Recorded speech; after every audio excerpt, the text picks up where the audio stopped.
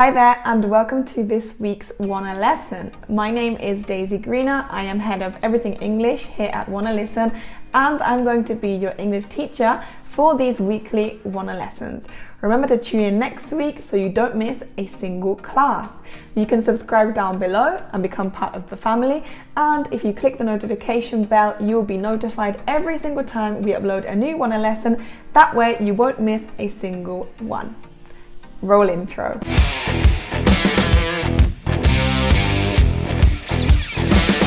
After last week's class all about idioms, this week it's time to talk about phrasal verbs. And just like what happens with idioms, I feel like you either love them or you hate them, but whatever you may feel towards phrasal verbs, the thing is they are supremely important when we are learning English, so of course we can't ignore them. In today's class, we are going to focus on really understanding phrasal verbs and all the types of phrasal verbs that we may come across. A very common error that most students make is to jump straight into learning phrasal verbs without actually knowing what kinds of phrasal verbs there are. So they might not know what a transitive phrasal verb is, what a separable or inseparable phrasal verb may be. So these are the things we're going to focus on in today's video. Next week, I will be sharing with you all of my methods, strategies, and tips on how to learn phrasal verbs effectively. But if you would also like a video on the most commonly used phrasal verbs, let me know in the comments below and we can do that the following week. So let's start by understanding what a phrasal verb actually is. A phrasal verb is a phrase formed by a verb and a particle. Now this particle can be a preposition or an adverb, and sometimes it can be both. It's important to know that when a phrasal verb consists of two parts, a verb and a particle, these two together do not necessarily mean the same as what they would mean separately. Okay, so although you may see a phrasal verb formed by a verb and a particle, this verb probably won't have the same meaning when it's by itself. Okay, so the verb alone and then the verb in a phrasal verb probably won't have the same meaning. So watch out for that. So there are four main groups of phrasal verbs, although you will see that sometimes we can combine these groups. We have transitive phrasal verbs, intransitive phrasal verbs, separable phrasal verbs, and inseparable phrasal verbs. A separable phrasal verb means that the phrasal verb can be separated. So as we said before, we have a verb and a particle, and they normally go together.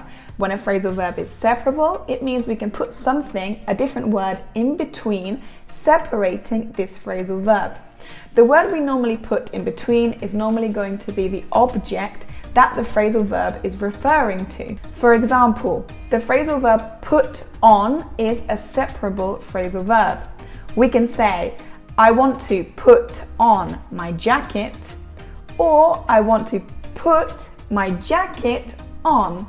As you see, my jacket goes in the middle of put and on, and it separates the phrasal verb. You put on your jacket, then you put on your gloves. Put your jacket on.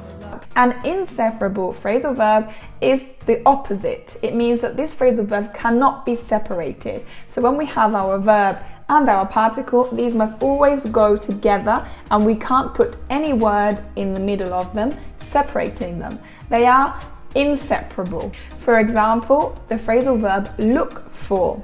We can't separate this phrasal verb. I'm looking for my dog. We can't say I'm looking my dog for. We cannot separate an inseparable phrasal verb. Looking for my dog. I'm looking for my son. Now let's move on to transitive and intransitive phrasal verbs. So transitive phrasal verbs are phrasal verbs that need to be accompanied by an object to make sense and be correct. This means that we can't just leave the phrasal verb by itself. We can't let the phrasal verb be the last thing that we say or let it end a sentence, because it needs more information. It needs an object that it's going to refer to. For example, to look for is an inseparable phrasal verb, but it's also transitive because we need to know what we're looking for. We can't end a sentence with look for. What are we looking for? We need to know what that thing is. It's transitive, which means it needs an object, it needs more information to be correct. I'm looking for my dog. What am I looking for? My dog in this case. Transitive phrasal verbs can both be separable or inseparable. So in the example we just spoke about, look for my dog or looking for my dog, it was an inseparable phrasal verb. But transitive phrasal verbs can also be separable, which means that we can put some information in the middle of a phrasal verb. For example, the phrasal verb put on is transitive and it's separable, which means I can say, I'm going to put on my jacket or put my jacket on. But it definitely needs extra information. What am I going to put on? My jacket. The phrasal verb put on can't end a sentence. It's transitive. You should put your jacket back on. When it comes to intransitive phrasal verbs, these do not need any information after them. But if we want to, we can add that information. There's just one rule when it comes to adding information, and we can't add an object after these phrasal verbs.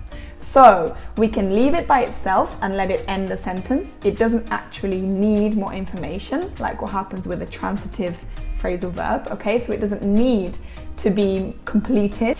But if we decide to add information, because if we want to, we can, that information can't be an object. So never an object. For example, let's take the phrasal verb to break down. I can say, my car broke down. And that would be okay. I don't need to give any more information if I don't want to. But say I did want to give some more information. I would say, my car broke down on my way to work, and that would be correct. Intransitive phrasal verbs can also be separable or inseparable depending on the phrasal verb. For example, grow up is an intransitive phrasal verb because we can end a sentence with it. We don't need to add extra information if we don't want to, but be careful because it's also inseparable. We can't add more information in between grow and up. These must always go together. Slow down is also an intransitive phrasal verb because we can end a sentence with slow down without giving any more information if we don't want to. But in this case, slow down is in fact separable, and both ways would be correct. Slow this car down! Slow down. Just slow the car down! We're pushing the car seat! So that's it for today's Wanna lesson. If you enjoyed it, make sure you leave us a like below, and of course consider subscribing. It takes 1 second and it's free, and that way you won't miss out on any of our future Wanna lessons. If you want to practice some phrasal verbs in action and get ahead of the game, you need our free app, Wanna Listen. It's a super fun and entertaining English learning app that allows you to learn English by watching little clips from your favorite movies, series, and songs. With fun and dynamic exercises along the way to help you practice and improve your comprehension, listening, speaking, and spelling skills, Wanna Listen is the perfect app to learn without even realizing it. With an infinite amount of content, most of which you will probably recognize, why not give it a go? You can find the link down below. It's free, and make sure you let me know what you think of our super app Wanna Listen in the comments. And that's it from me. I will see you in next week's class. Remember to subscribe. Bye.